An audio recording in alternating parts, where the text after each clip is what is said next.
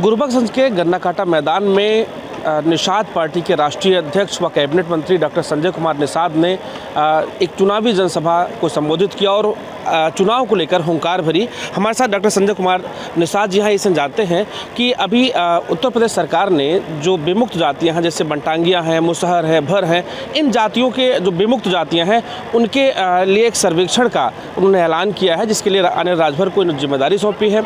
और जो योजनाएं सरकार द्वारा मिल रही हैं उसके अलावा और किन योजनाओं से उनको जोड़ा जा सकता है, ये इस सरकार का एक बड़ा फैसला है। 2024 को लेकर इस किस नज़रिए से डॉक्टर साहब देख रहे हैं, आइए इसे जानते हैं। सर, मैं तो अपने शीर्ष नेतृत्व मोदी जी, योगी जी को बधाई दूंगा कि राम राज का मतलब होता सभी लोगों का राज, सभी लोगों को सुख, सभी जाति सभी धर्म के लोग एक समान रूप से अवसर उठाए। हमारी अपनी सरकार को बधाई दूंगा कि चिंता करती है कौन कहाँ है, किस रूप में है, कैसे है। मैं बधाई दूंगा, कोई भी निर्णय सरकार लेती है उसको मैं धन्यवाद दूंगा। अब आगे क्या है, किस तरीके का है, उसके लिए मैं तो कहूँगा कि आज इस देश को आज़ाद कराने वाली जाती है। क्रिमिनल कास्ट घोषित किया था अंग्रेज़ों ने, उन्हें उजाड़ा था कानून बनाकर। 12 अक्टूबर 1871 को क्रिमिनल कास्ट घोषित किया था कि डॉक्टर का बेटा डॉक्टर, इंजीनियर का बेटा इंजीनियर था, वकील का बेटा वकील होता। ये मछुआरे, इनके साथ और जातियाँ हैं जिन जो उन्होंने अंग्रेज़ों से लड़ी थी, उनको उन्होंने क्रिमिनल कास्ट घोषित किया था। मैं उस काला कोठरी को लंदन देखने गया था आज़ादी के मौसम, किस जगह से सिमन नामक सांसद है। हमारे लोग अंग्रेज़ों से नदियों में डुबो के मारे, जंगलों में मारे, बहुत लड़ाई गुरिल्ला युद्ध जड़ा, उन्होंने कानून बना को उजाड़ा था। और आज तक 70 साल तक ऐसी जातियाँ जो उपेक्षित थी, किसी सरकारों ने उनको कहाँ रखा, हाशिए पर रखा, पाइपलाइन में रखा। हमारी सरकार तो चिंता तो कर रही है ना, कुछ तो कर रही है। हम तो बधाई दूंगा कि जो भी कर रही है उसके साथ मैं हूँ। आगे देखिए क्या होता है। निश्चित रूप से सरकार की मंशा है कि कोई जाति, कोई धर्म, कोई बाकी न रहे, कि किसी भी कोने में अगर है तो मेरा वो इस देश की भारतीय संस्कृति का एक रखवाला है, एक पार्ट है। उसके अंदर भगवान राम, भगवान कृष्ण, भोले भागवनाथ का अंश है इस धरती का। उस ऐसे सभी लोग जहाँ जहाँ भी हों उनको हम अपने गले लगाएं। भगवान राम ने कमज़ोर को गले लगाया था, सुग्रीव को गले लगाया था, पीड़ित को गले लगाया था।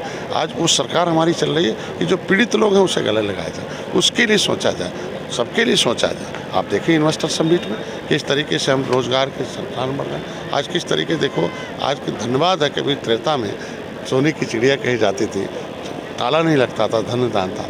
आज दुनिया के 20 देशों में जो सबसे अमीर देश हैं, उस 20 देशों में, अमीर देशों में अर्थव्यवस्था में 5वें नंबर पर है। आज G20 का नेतृत्व कर रहा, साल भर करेगा। ये हम लोगों को बहुत गर्व की बात है। आज के दिन में हम जो है, आज ग्लोबल इन्वेस्टर समिट है, आज इस तरीके के अगर घुमंतु अर्धघुमंतु या जो हमारे विमुक्ति जनजातियाँ हैं, ये विमुक्ति कैसे आई थी। 12 अक्टूबर 1871 को जो क्रिमिनल कास्ट घोषित किया था वो कितना था। 1947 में देश आज़ाद हो गया, और देश आज़ाद हुआ 1947 में, संविधान मिला 1950 में, पहला चुनाव हुआ 1952 को, 1952 में, 1951 में गिनती नहीं हुई। मैं कहता हूँ 1952 में 5 साल 16 दिन ये जातियाँ देश में, आज़ाद देश में गुलाम थी। 31 अगस्त 1952 को ये उस क्रिमिनल कास्ट को डीनोटिफाइड किया गया, मतलब डीनोटिफिकेट किया गया, उसे मुक्त, उस काले कानून से मुक्त किया गया और इन्हें विमुक्ति जनजाति के रूप में जाना गया। इसमें केवट, मल्लाह, बिंद, कश्यप, कांड, बहुत जातियाँ ऐसी हैं। उसमें हमने उसका कैसे हुआ, जब देश कैसे हुआ, इस पर बारे में जानिए कि जब पहली बार गृह मंत्री बने पटेल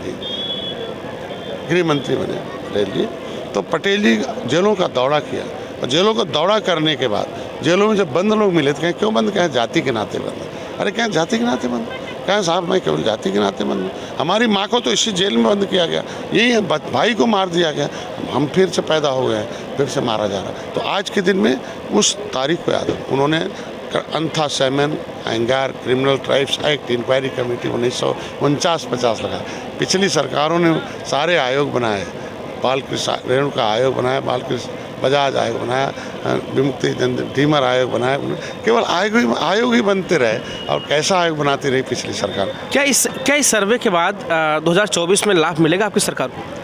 देखिए, हम लोग राजनीति के लिए नहीं काम करते, हम लोग समाज की सेवा के लिए काम करते हैं। राजनीति तो वो लोग करते रहे, हम राजनीति को सेवा के रूप में देखते हैं। इसीलिए ऐसे लोगों की तरफ चिंता हमारी सरकार करे, हर क्षेत्र में चिंता करे, किसानों, नौजवानों, गरीबों, लाचारों। ये अभियान की देख लीजिए, मुसलमानों की अच्छा कमेटी की रिपोर्ट कहती है कितना हम ही अनाज दे रहे हैं, हम ही घर बना रहे हैं, हम ही भी इलाज करा। तो आज ये सर्वे हो रहा, तो सर्वे में हमारे उन लोगों को फ़ायदा मिलेगा जो उपेक्षित सदियों से, शोषण हुआ, अन्याय हुआ, उनके साथ नाइंसाफ़ी हुई है, उनको सामाजिक स्तर पर कहीं रखा गया नहीं। बहुत ऐसी जातियाँ हैं जो लिस्टेड नहीं हैं, जो आराम से यहाँ घूम रही हैं। तो ऐसे में हमारी समाज अगर चिंता कर रही, हमारी सरकार तो बहुत बड़ी बात है। विपक्षी पार्टियों से कई अन्य नेता ऐसे हैं जो जातीय जनगणना के पक्ष में हैं। आपने भी कभी सार्वजनिक मंच से इस मुद्दे को नहीं उठाया? क्या आप नहीं चाहते कि जाति गणना हो? व्यक्ति हूँ, प्रधानमंत्री से मिलता हूँ, गृह मंत्री से, जाति गणना। लेकिन जाति गणना कैसी? हर क्षेत्र में चिंता करें, किसान हो, नौजवान हो, गरीब हो, लाचार हो। ये अभियान की देख लीजिए मुसलमानों की, अच्छा कमेटी की रिपोर्ट कहती है कितना हम ही अनाज दे रहे हैं, हम ही घर बना रहे हैं, हम ही भी इलाज करा। तो आज ये सर्वे हो रहा, तो सर्वे में हमारे उन लोगों को फ़ायदा मिलेगा जो उपेक्षित सदियों से, शोषण हुआ, अन्याय हुआ, उनके साथ नाइंसाफ़ी हुई है, उनको सामाजिक स्तर पर कहीं रखा गया नहीं। बहुत ऐसी जातियाँ हैं जो लिस्टेड नहीं हैं, जो आराम से यहाँ घूम रही हैं। तो ऐसे में हमारी समाज अगर चिंता कर रही, हमारी सरकार तो बहुत बड़ी बात है। विपक्षी पार्टियों से कई अन्य नेता ऐसे हैं जो जातीय जनगणना के पक्ष में हैं। आपने भी कभी सार्वजनिक मंच से इस मुद्दे को नहीं उठाया? क्या आप नहीं चाहते कि जाति गणना हो? व्यक्ति हूँ, प्रधानमंत्री से मिलता हूँ, गृह मंत्री से, जाति गणना। लेकिन जाति गणना कैसी?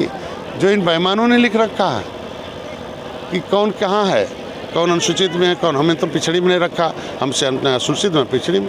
राष्ट्रपति ने 1961 में हमें अनुसूचित कर दिया, मतलब सेंसस में 96 में हमें पिछड़ी में डाल दिया, हमारी उपजाति को।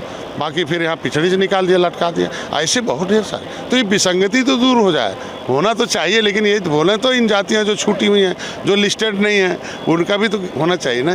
वो लिस्टिंग तो कराएं, क्यों नहीं कराएं? उसके लिए नहीं बोलेंगे, उनके लिए खाली इनको वोट चाहिए।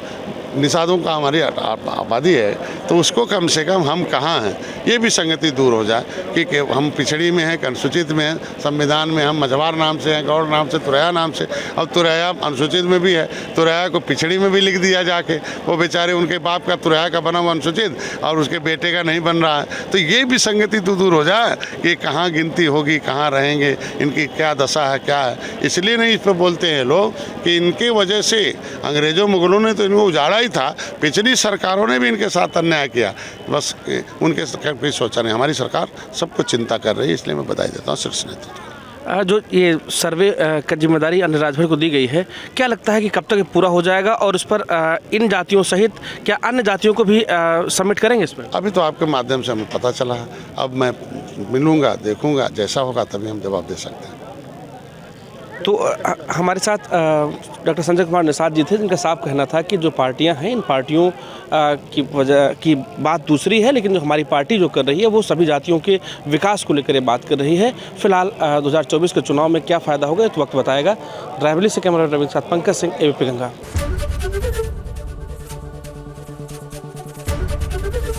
ABP गंगा, खबर आपकी, जुबान आपकी।